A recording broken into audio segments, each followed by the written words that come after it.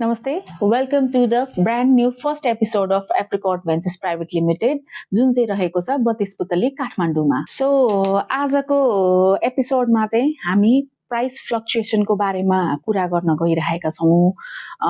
जस्तै एउटा स्मार्ट बोर्डले चाहिँ एउटा भाइटल रोल प्ले गरेको छ एउटा क्लासरुमको लागि, एउटा ट्रेनिङ सेन्टरको लागि र एउटा मिटिङ हल्सको लागि। अहिलेको ट्रेन्डिङमा चाहिँ स्मार्ट बोर्डले एकदम अब एआईसम्म इन्टिग्रेट गरेको छ। सो यही स्मार्ट बोर्डहरू किन्दाखेरि चाहिँ हामीले कति प्राइसहरू फ्लक्चुएसन लास्ट इयर अलिकति कममा थियो भने यो इयर अलिकति बेसी हुन आएको छ। यो फ्लक्चुएसन चाहिँ के कारणले हुन्छ भन्ने कुराहरू आजको कन्भर्सेसनमा मैले बेसी फोकस गर्छु। सो त्यसको लागि चाहिँ हामीले आज हाम्रो डिरेक्टर सर शनिराज साक्यलाई बोलाएका छौँ। So let's start. Thank you, Monica, first of all, for giving me opportunity to talk about few things. अहिलेको recent tech भनौँ न, स्मार्टफोन जुन rapidly use भइरहेको छ schools and collegesहरूमा। So I'll be glad to put my thoughts अहिलेको यो जुन price fluctuation अथवा चाहिँ price hike भइरहेछ टेक्नोलोजिकल ग्याजेट्स एन्ड इक्विपमेन्ट्समा, त्यसको केही few major points I would like to highlight. I would like to share my views. मैले face गरेको बुझेको जानेको मेरो अनुभवले भ्याएको कुराहरू म सेयर गर्नलाई I'll be ready today. हजुर thank you so much sir. Price fluctuation चाहिँ के कारणले हुन्छ सर, मलाई त्यो कुराहरू एकदम बुझाइदिनुहोस् न। ओके, सो विगत 4-5 वर्षदेखि स्मार्ट बोर्ड लगायत डिजिटल साइनेजको इक्विपमेन्ट्सहरू इम्पोर्ट गरिरहँदाखेरि हामीले पनि धेरै कुराहरू अनुभव गर्यौँ। र त्यसमध्ये चाहिँ मेजर थ्री पोइन्ट्स चाहिँ हामीले आधार बनाएको छौँ जुन प्राइस फ्लक्चुएट भइरहेको छ। र त्यसमध्ये वान अफ द मेजर चाहिँ अहिलेको र मेटेरियल्सको जुन राइज भइरहेको छ, र मेटेरियल्स। त्यसै गरी सेकेन्डमा चाहिँ तपाईँको युएसडी डलर एक्सचेन्ज रेट भइहाल्यो जुन हामी ट्रेडिङको लागि युज गर्छौँ। अनि थर्ड पोइन्टमा चाहिँ हाम्रो लजिस्टिक्स जुन ट्रान्सपोर्टेसन भन्छ। त्यो तिनवटा कारणले चाहिँ हाम्रो नेपाली मार्केट चाहिँ प्राइसिङहरू चाहिँ डिटरमाइन भइरहेको छ अथवा चाहिँ घट्ने र बढ्ने जुन भइरहेको सिलसिला, त्यसको चाहिँ डिटरमाइनिङ फ्याक्टर भन्न चाहन्छु त्यो चाहिँ हो। ओके, सो र मेटेरियल्स भन्नाले कस्तो खालके सर? ओके, सो हाम्रो स्मार्ट बोर्ड बेसिकली 3-4वटा मेजर कम्पोनेन्टले बनेको हुन्छ। फर इक्जाम्पल एउटा स्क्रिन जुन हामी देखिन्छौँ त्यो एउटा मेजर पार्ट भयो। त्यो बाहेक चाहिँ हाम्रो ब्याकएन्डमा हुने मदरबोर्ड, त्यसपछि पावर बोर्ड, अनि त्यसै गरी लजिक कार्ड र अरू साना साना चिप्सहरूले बनेको हुन्छ। त्यो ब्याकएन्डको कुराहरू चाहिँ अहिले चाहिँ जुन एआई को ट्रेन्ड देखिरहेको छ हामीले मार्केटमा, जे कुरा पनि एआईले गरिदिन्छ आजकल। एआई भनेको चाहिँ एउटा आर्टिफिसियल इन्टेलिजेन्स जुन कम्प्युटिङमा हाइली रिसोर्स लिन्छ भन्छौँ टेक्निकल भन्दा। रिसोर्स चाहिँ भन्नाले ऱ्याम प्रोसेसरहरू चाहिँ धेरै कन्ज्युम गर्छ। जस्तै हामी गाडी चलाउँदाखेरि अलिकति उकालो भयो भने डिजेल धेरै खान्छ भन्छौँ नि। एआई को टास्क गर्दाखेरि चाहिँ तपाईँको मेमोरी, त्यसपछि ऱ्याम, त्यसपछि स्टोरेजहरू बढी कन्ज्युम गर्छ। डिमान्ड चाहिँ यसरी चाहिँ राइज भइरहेछ ग्लोबल कन्टेक्स्टमा। र हामीलाई अभियसली एसएसडी चिप्सहरू जेमा पनि युज हुन्छ, अभियसली स्मार्ट बोर्डमा त हुने नै भयो। र त्यो चाहिँ ट्रेन्ड हेर्दाखेरि 30-40% चाहिँ र मेटेरियल्समै इन्क्रिज भइरहेछ अहिलेको ट्रेन्ड। त्यसले गर्दाखेरि चाहिँ सप्लाई कम, डिमान्ड धेरै। सप्लाई र डिमान्डमा ब्यालेन्स नभएको कारणले चाहिँ म्यानुफ्याक्चररले चाहिँ त्यसको फाइदा लिइरहेछ अथवा चाहिँ प्राइस हाइक गरिरहेछ र मान्छेले किनि पनि रहेछ। धेरै डिमान्ड। त्यो भएको हुनाले चाहिँ हाम्रो डाइरेक्ट एउटा one of the major reason चाहिँ कन्टेक्स्टमा चाहिँ एसएसडी, मेमोरी, अनि त्यसपछि चिप्स जुन युज हुन्छ हाम्रो त्यसमा चाहिँ ऱ्यापिडली अहिले पनि ऱ्यापिडली राइजमै छ है। रिसेन्ट ट्रेन्ड हेर्दाखेरि स्यामसङ, हाइनेक्स भन्ने उहाँहरू भनेको वर्ल्डको टप ब्रान्डको म्यानुफ्याक्चरर हो। उहाँहरूले चाहिँ एकदमै सप्लाईको लागि चाहिँ एउटा सिलिङ नै तोकिदिनु भएको छ कि यो फ्याक्ट्रीलाई दिने, सर्टन युनिट दिने भन्ने कुराहरू। त्यसले गर्दाखेरि चाहिँ सप्लाई चेनमा नै असर परेको छ। र हामीले खरिद गरिरहेछौँ। लास्ट इयरको भन्दा हाम्रो 30-40% चाहिँ हामीले बढी पे गरिरहेछौँ। त्यो एउटा मेजर कस्ट भयो। त्यो तपाईँले कम्प्युटर किन्दाखेरि पनि थाहा पाउनुहुन्छ। ऱ्यामको प्राइस पनि अहिले लास्ट इयर 5,000मा पाइने नर्मल ऱ्याम अहिले 15,000सम्म पुग्यो भन्ने मैले कम्प्युटरको ऱ्याम कम्प्युटरको ऱ्याम हजुर हजुर त्यो ऱ्याम हामी त्यहाँ पनि युज गर्छौँ हजुर हजुर एसएसडी भयो स्टोरेजको लागि पेन ड्राइभ्सहरू हजुर युज द चिप्स हजुर हजुर त्यही हो major one of the major cost हजुर अनि दोस्रोमा चाहिँ तपाईँको युएसडी एक्सचेन्ज रेट हजुर हजुर हामीले तपाईँको विदेशबाट सामान ल्याउँदाखेरि हाम्रो Nepali rupees are not being traded हजुर युएसटीमा चाहिँ ट्रान्सफर गर्नुपर्छ हजुर हजुर र युएसटी चाहिँ तपाईँको लास्ट इयर भन्दा एराउन्ड 6-7% हायर साइडमा छ अहिले हजुर हजुर सो यही कुरामा चाहिँ सर लास्ट इयरको एक्चुअली आज अहिले मार्च चलिरहेछ मार्चको रेट हेरौँ न त सर एकचोटि 2025 मा हेर्दाखेरि एराउन्ड एनआरबीको डाटा हेर्दाखेरि 139 रुपिस रहेछ लास्ट इयर ओके सो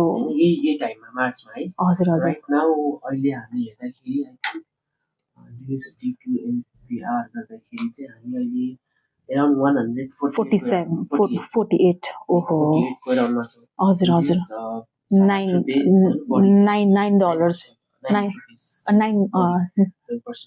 हजुर यही कारणहरूले गर्दाखेरि हामीले त कन्ज्युमरले नेपालीमा ट्रेड गर्छौँ हजुर इन्टरनेसनल युएसटीमा ट्रेड गर्छौँ हजुर नेपाली पैसा एक्सेप्ट गर्नु हुँदैन हजुर युएसटीमै गर्दाखेरि युएसटी स्ट्रङ भयो नेपाली चाहिँ कमजोर भयो हजुर हजुर अनि यो कारण पनि एउटा मेजर कस्ट हो हजुर हजुर अनि त्यसपछि थर्ड कारण भनेको चाहिँ लजिस्टिक इस्युज अब ग्लोबल्ली हेर्नुहुन्छ भने अहिले तपाईँको सी रुटहरू एकदम डिस्टर्ब छ अहिले हजुर हजुर ल्याउँदाखेरि एकदम कन्जेसन छ हजुर हजुर कुनै पनि अब सामान ल्याउँदाखेरि सी रुट युज गर्दाखेरि मिडल इस्टमा अहिले जुन कन्फ्लिक्ट भइरहेछ हजुर हजुर तपाईँको भेसल्सहरू सबै अहिले चाहिँ पाइलअप भएर बसेको छ वेट गरिरहेछ हजुर हजुर होइन सो त्यो एउटा कारण छ अनि अर्को कारण भनेको अब मिडल इस्टमा अब त्यस्तो द्वन्द्व भइरहेको छ त्यो कारणले हाम्रो ओइलको प्राइस बढ्ला कि भनेर हामीलाई टेन्सन भइरहेछ हामी एक्ज्याक्टली अब त्यही कारण अब हाम्रो युएसडी बढ्दाखेरि चाहिँ हाम्रो सबै सामानहरूको भाउ चाहिँ बढेकोले चाहिँ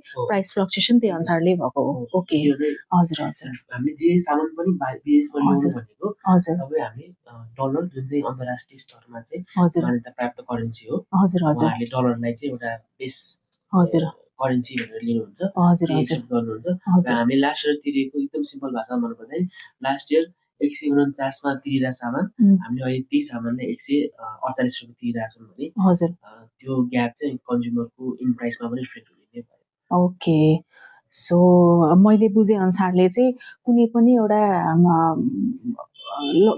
कुनै पनि ग्याजेट भनौँ न जस्तै स्मार्ट बोर्डै भयो हाम्रो ल्यापटप भयो कम्प्युटर्सहरू भयो त्यो सबै कुराहरू चाहिँ यो तीनटा थोकले चाहिँ एकदमै डिटरमाइन गर्छ भन्ने कुरा चाहिँ मैले बुझेँ जुन भनेको एउटा चाहिँ र मेटेरियल रहेछ एउटा भनेको युएसडी एक्सचेन्ज रेटले रहेछ अनि अर्को भनेको लजिस्टिकले रहेछ सो लजिस्टिकमा चाहिँ मैले हल्का अलिकति बुझिनँ सर यो लजिस्टिकले चाहिँ कसरी चाहिँ फरक पार्छ सर अर्को कुरा के भन्दाखेरि नेपाल अलिकति जियोग्राफिकल्ली अलिकति च्यालेन्जिङ ठाउँमा छ जस्तै फर इक्जाम्पल चाइनासँग हाम्रो बोर्डर भनेको नेपाल र चाइनाको 3टा मेजर बोर्डर छ हजुर हजुर एउटा किरुङ हजुर सर्मा छ हजुर सेकेन्डमा तातोपानी सिन्धुपाल्चोक हजुर हजुर थर्डमा चाहिँ रिसेन्टली खोलेको तपाईँको मुस्ताङको कोर्ला नाका हजुर हजुर तीनटै चाहिँ एकदम भनौँ न पहाड हिमाल हजुर हजुर भएको ठाउँहरू छ हजुर हजुर जियोग्राफिकली च्यालेन्ज्ड भएको ठाउँ हजुर जब पानी पर्छ नि त्यो रोडहरू चाहिँ बाढीले हजुर पहिरोले हजुर विभिन्न कारणले बगाइदिन्छ हजुर रिसेन्टली कुरा गर्नु पर्दाखेरि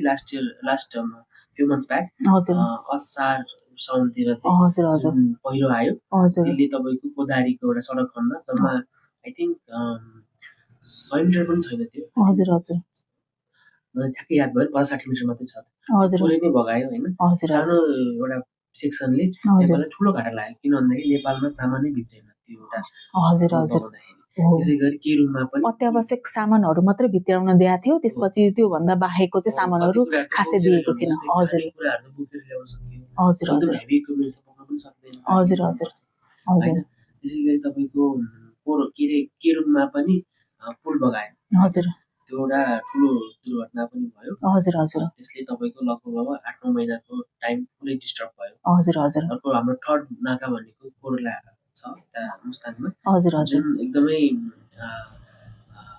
जियोग्राफिकली च्यालेन्जिङ ठाउँ, एकदम चिसो हुने ठाउँ, हजुर हजुर हिमपात हुने। हजुर आई थिङ्क 8-9 महिना त्यो नाका पुरै अवरुद्ध हुन्छ।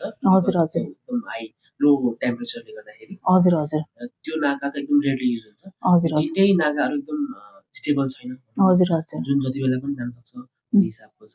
हजुर र यो कारणले गर्दाखेरि हाम्रो सामान हिँडिसकेको हुन्छ।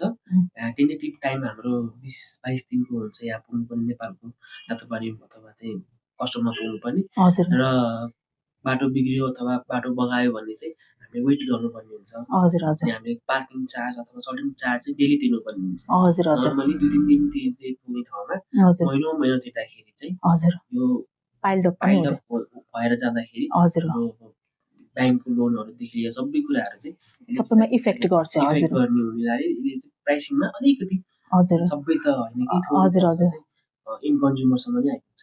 ए ओके ओके ठिकै छ। सो मैले बुझेअनुसारले चाहिँ यो तिनवटा थोक चाहिँ एकदमै इम्पोर्टेन्ट रहेछ। एउटा प्राइस चाहिँ किन फ्लक्चुएट भइरहेछ भन्ने कुराहरू जुन चाहिँ अब म चाहिँ क्लियर भएको छु।